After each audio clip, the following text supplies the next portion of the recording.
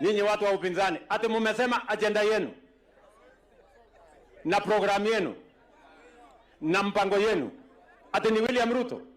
Surely, are you sure? Munataka twende hapo? You will regret. Ama ni aje my friends? Tuko pamoja? Tuko pamoja?